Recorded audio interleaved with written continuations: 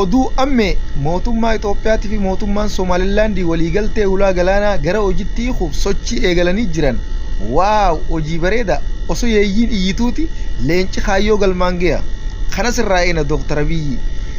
Itti aansuudhaan ministeerri dhimma alaa Itoophiyaa Taayyee Asqasillaaseetis ministeera dhimma alaa Ameerikitti ministeera gargaartuu dhimmoota Afrikaa Mooliifiif waliin marii taasisaa oolan.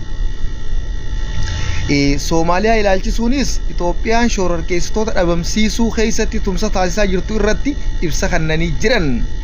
Waaw, kunis hojii bareeda marii gaarii.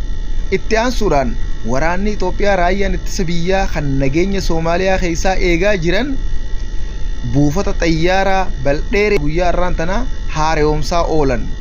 Waaw, buufata sanis qabatanii jiran jechuudha. Buufata xayyaaraati beeka. Waraan isaan gaa nageenya eegaa Soomaaliyaati, haa ta'u garuu gaa waraana Itoophiyaati. Bakka sanis harkaa qabanii jechuudha. Waraan hojii gaariidha. Hojiin irraan tana gama mootummaatii fi gama ministeera dhimma alaatii fi hundaanuu hojjetamaa jirtu haalaan nama gammachiifti. Itti jabaadhaa, fuuldurri keessan ifa yennaan. Kanatti aansuudhaan ammoo meeshaa jechuudha Masrii waraana tan karaa Soomaaliyaa ergite jechuudha. Sun Ameerikaa gama Ameerikattuu dhiibbaa irra ni godhaa jechuudha. Abdul Taasiis irratti akkamiin jennaani meeshaan sun jechuudha yoo harka Al-Shabaab seente akkuma tana uutiin jechuudha. Markaba daldalaaf jechuudha.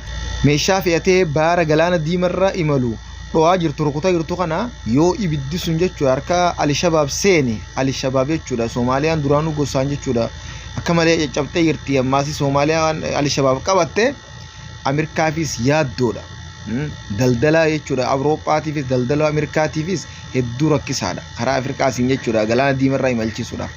Kanaaf kun jechuudha ammaasis kan duraan isaan dho'isaaf buusuu kaanii gartee miti jalaa mul'ate kaameraan jalaa ifa ba'e. Amma immoo jalaa ifa ba'uu san irratti jechuudha ergeetiin jiraa jee ammaasis fudhatee jira. Yakkamaa ta'ee jira jechuudha. Amma asirrattis yakkamaadha.